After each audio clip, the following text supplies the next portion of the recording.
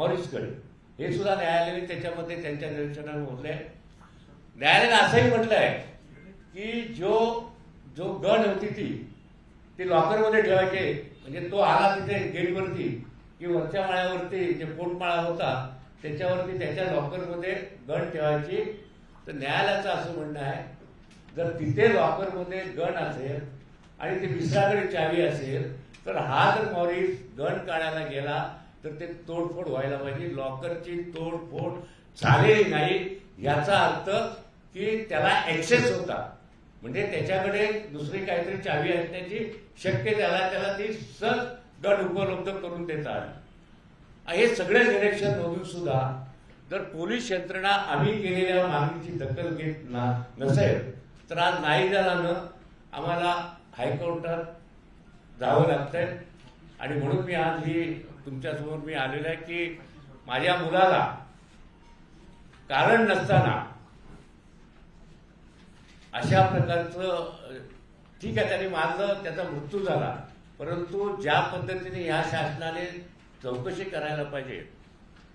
माननीय मुख्यमंत्र्यांनी मी बऱ्याच वेळा ऐकलोय त्यांच्या भाषणातून आणि त्यांच्या एका त्यांनी काढलेल्या फिल्ममधून माझा मुलगा गेला तेव्हा त्यांनी त्यांचं मुलं जाण्याचं दुःख काय हे त्यांनी धर्मवीर फिल्ममध्ये आणि आता अनेक भाषणामध्ये दाखवला. तसाच तो माझा मुलगा होता.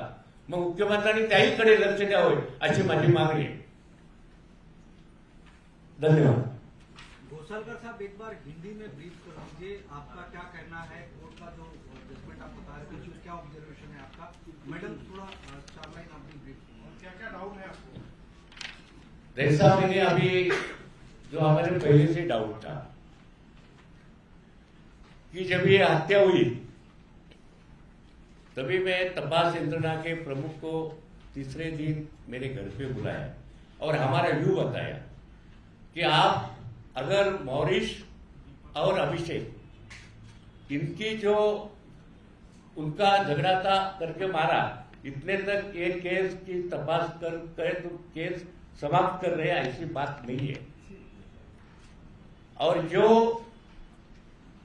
हमें वहां के लोगों का जो सीसीटीवी का फुटेज हम लोगों ने लाया था, हम लोगों ने मेरे सामने मेरे घर पे डीसीपी और सीनियर को बताया ये फुटेज है.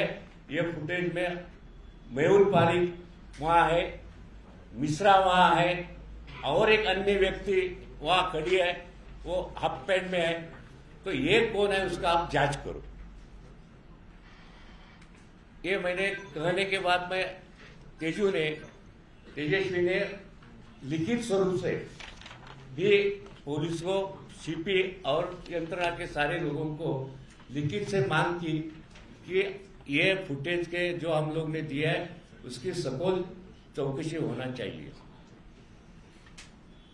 हम लेटर देने के बाद वो लोगों ने नहीं, जो ये अमरेंद्र मिश्रा तो 4 दिन में छूट गया. उसको छूट गया मीन्स उसको जेल कटड़ी दी, किसी में नहीं रखा. ये भी हमें डाउट है कि 3 से 2 कलम लगने के बाद तुरंत विदाउट ये जो हम संशय व्यक्त किया वो विदाउट इन्विकेशन उसको जेसी देने का मतलब क्या, वो जामीन ले सकता है, वो जामीन के लिए अर्जी कर सकता है. 25 तारीख को उसने जामीन के लिए अर्जी किया.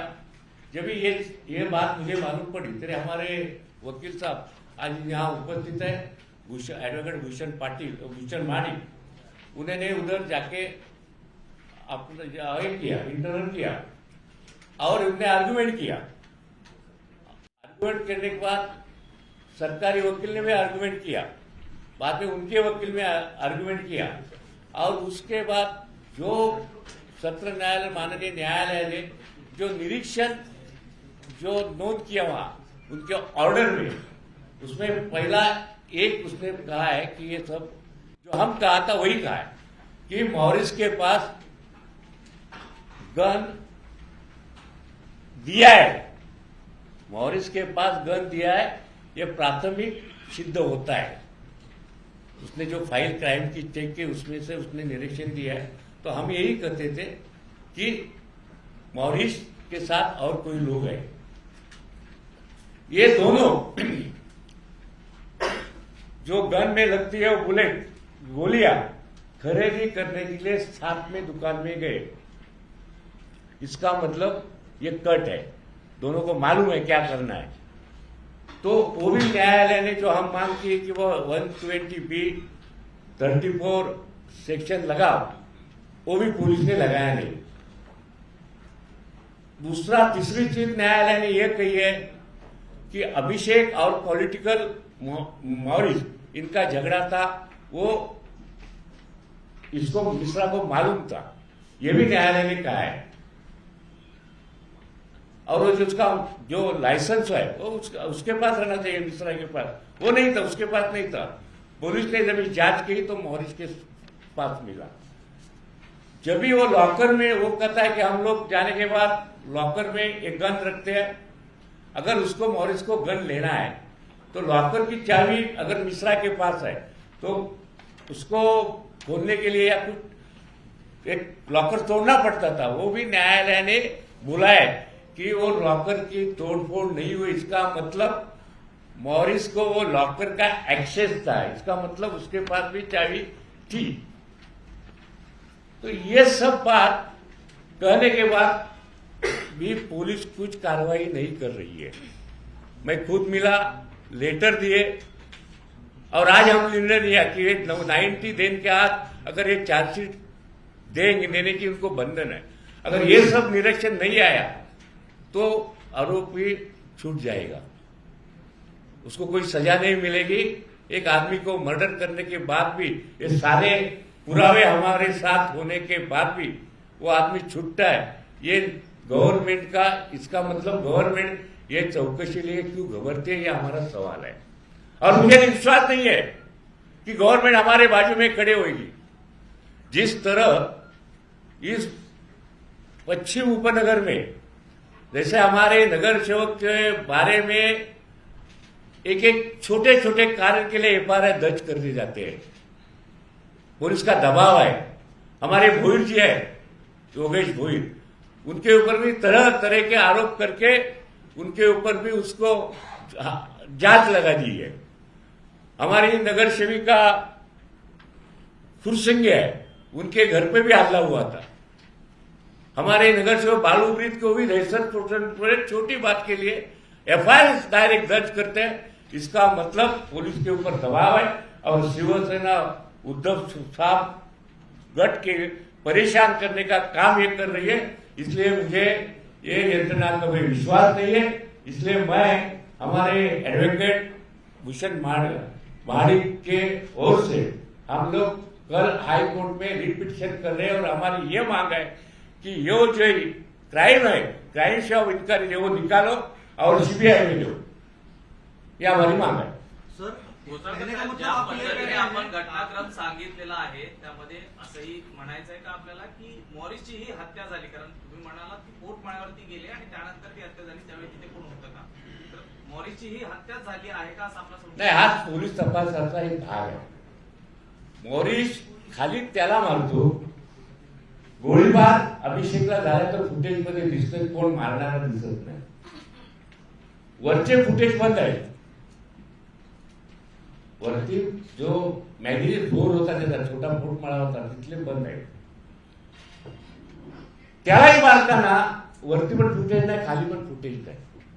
मग असा संशय येतोय, बरं तिथे गेल्यानंतर तिथली लाईट बंद होती, आता स्वतःला मारून काय लाईट बंद करायचं जाणार माणूस?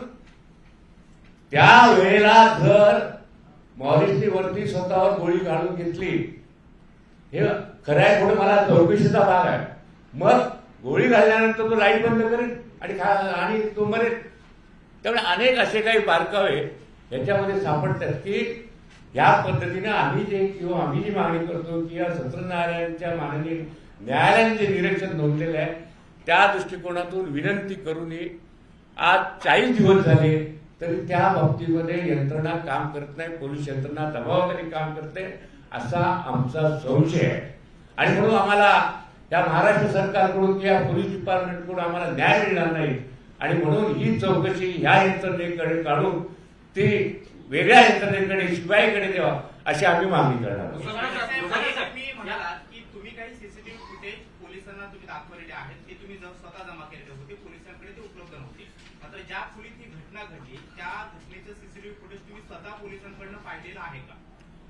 पोलिसांना मी विचारलं, आमच्याकडे फुटेज आम्ही जमा केले आणि त्यांना घरी बोलवले आणि त्यांना विचारलं हे फुटेज तुमच्याकडे आहेत का? ते म्हणजे आम्ही जमा केले नाही. मग हे फुटेज आम्हाला द्या. मग आम्ही त्यांना दिले आणि याचं आम्ही लेखी त्यांना पत्र देऊन असं पण नाहीये, कोर्टात सुद्धा आम्ही दाखल केलेलं आहे. मी आणखी काही प्रश्न असतील ते आमचे मांडचे उत्तर